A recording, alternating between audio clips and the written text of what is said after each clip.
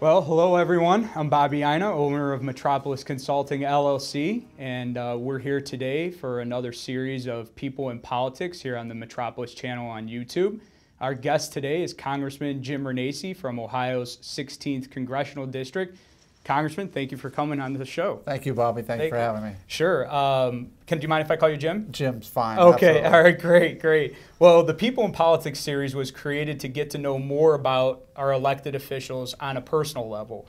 So why don't you go ahead and tell us a little bit about your past, where you came from, where you were born, and stuff like that. Sure. Well, Bobby, I was born and raised in a little town, Monongahela, Pennsylvania, right outside of Pittsburgh. I spent my first 23 years of my life there. I moved here at age 24, so I've been in Ohio for 31 years. Wow. Went to a small high school there, Ringgold High School, but I always bring that up because that's where Joe Montana actually was a quarterback when I was there. So you were there with Joe Montana? Yes, I was there with Joe Montana. So you knew Joe Montana? Yes, I did. Wow. I went to school with Joe. And did you play football with him? No, I did not. Basketball and baseball was the sports I played.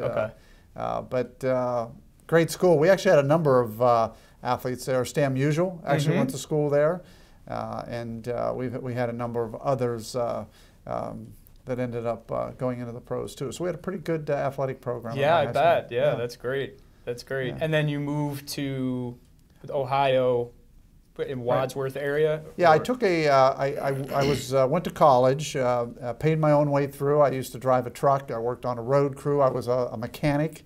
I did a lot of jobs like that to get through school. I went to Indiana University of Pennsylvania, which is in Indiana, PA. A lot of people always confuse that with Indiana, the state of Indiana. From there, I went down and worked in downtown Pittsburgh and got my certified public accountants. So I do have my CPA license.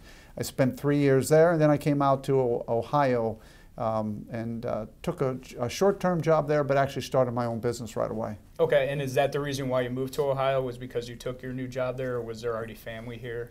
No, I came here because I was offered a position with one of my clients in the CPA firm. Great, great. And then so you left there and you started your own business? Yeah, I was there for a little bit less than a year, and I started my own business at the time.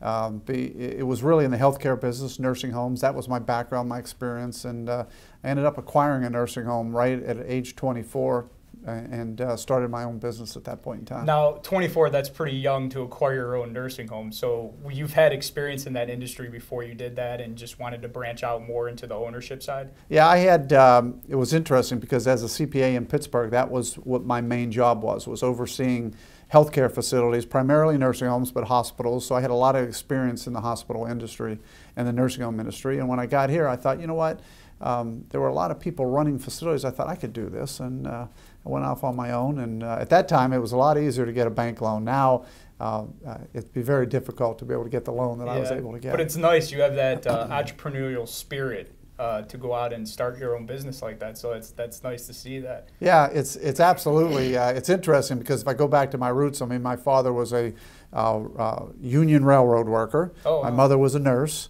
And blue-collar family. My dad never believed in, believed in making sure you went to work and you had your job. And when I first said I'm going to go out on my own, it was like, no, you shouldn't do that.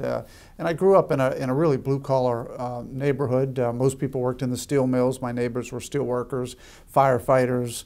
My uncle, I had a family of firefighters. I actually became a firefighter too. I was just going to ask you, no, you were a volunteer firefighter, or? I was volunteer. Actually, when I moved here, the first thing I did when I came to Wadsworth is I joined the fire department. I spent 5 years as a volunteer paid firefighter. So. And EMT. So it was an opportunity to really give back to the community, which I always was a big believer in. So it's probably an easier question for me to ask what you haven't done rather than what you have done, because you also had your pilot's license too? Yes, I had a pilot's license. I did that right out of college too. I always was a believer that we only have one time on this world. We should try and do as much as we can. You've done a lot with it. You've done a lot with it. Yeah. So tell me a little about your family life, your wife, your kids. Yeah, well, I moved out. I actually, my wife, I met in high school. Okay. And took her to the prom. Wow. And then, I went to college. She actually stayed back at home, and we kept in touch and dated. And then I came out of school. After I got out of school, I worked for a few years. When I moved to Ohio, it was always an interesting thing because when I took the job, I had to go tell her, we were engaged at that time, I had to go tell her that we're moving to Ohio. Yeah, she wasn't too happy about that. But it turned out to be a really good move, and we've been married 31 years. Wow, congratulations. Yeah, thank you. We have 3 children. All 3 have graduated from school, from college. One actually works downtown here in Cleveland as an attorney. Great. The second one is going to be going to medical school.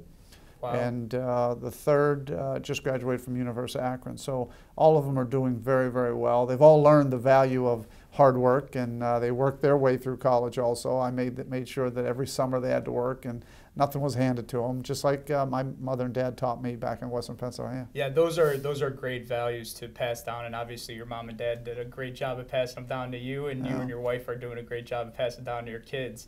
Thank you. They are now Renacci's an Italian name. Are you 100% Italian, or? Well, my father's side is Italian. My mother's side was Slovak. Okay, so 50-50? 50-50. Wow, that's nice. And what about your wife?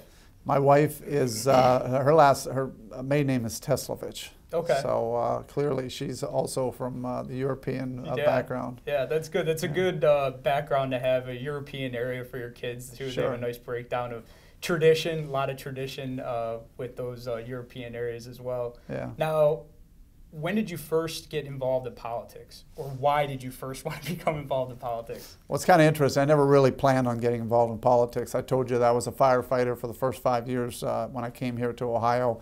I got to know the Democrat mayor at that time, who asked me if I'd help out on the Board of Zoning Appeals, so I believed in giving back there. I was always on boards and associations, and then he came back to me, asked me to be on the Planning Commission. So I gave back there while I was still on the firefighting at the same time. And ultimately, the city started to, Wadsworth was growing so rapidly, and it was having, as any city that's growing, it was having some growing pains and, and some deficit spending. And I had a number of people ask me if I would run for politics. And at that time I said no, not interested, and they just kept coming back and asking and asking. And I eventually ran with the goal, which most people in politics should have, is to get in, change things, and leave. And that was really my goal in Wadsworth. So I saw that the city was, having those growing pains. I got involved with the city, was able to help the city turn around from some deficit spending. We actually went into a surplus. Wow. I balanced the budget after 8 years. And then, quite frankly, Bobby, I said, that's it. I've given back to my community as a firefighter, the Board of Zoning Appeals, all these areas, President of City Council and Mayor.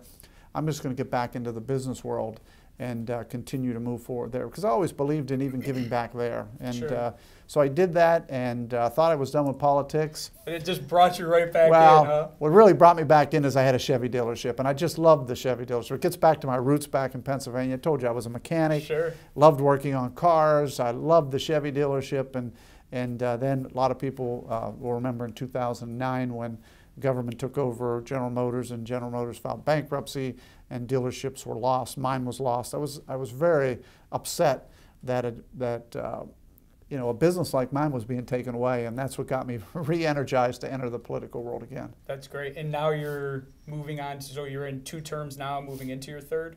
Yes, I'm finishing up my 2nd term. We have 2-year terms, sure. And I'm running again this November to hopefully get through my 3rd term. Well, that's great. That's great. And how do you like being in D.C.? Do you like the city? Like the way everything's kind of situating out there? Well, I like Ohio. You like Ohio? I like Ohio a lot better than D.C. Yeah. I don't think I'll ever be really comfortable in D.C. I'm happy to go down there and serve the people of Cuyahoga County, Medina County, and the 16th District, but I'm really glad to get back. And I come back every weekend. I still am an usher at my local church because I believe that's so important. And, believe it or not, we still have some politics in the back of the church, but I say once Mass starts, we're done. We're done? We're done. That's funny. Yeah. Well, you have a very probably stressful life. You have your family, you have your work, you have, you're a congressman. What do you do to relax? Do you travel? Do you play golf? Do you Yeah. Well, I got to tell you, sometimes the best time for me is I come home and my wife and I will go see a movie. And I'll try and dress in a way that nobody knows who I am. The sad thing is that doesn't work a lot of times. But just go watch a movie. I love to play golf. I don't play enough of it anymore. I used to play a lot more, but I don't play enough golf. And then every once in a while, if we can get away, I love to just get away and spend because of Congress, the best you can do a lot of times is just long weekends.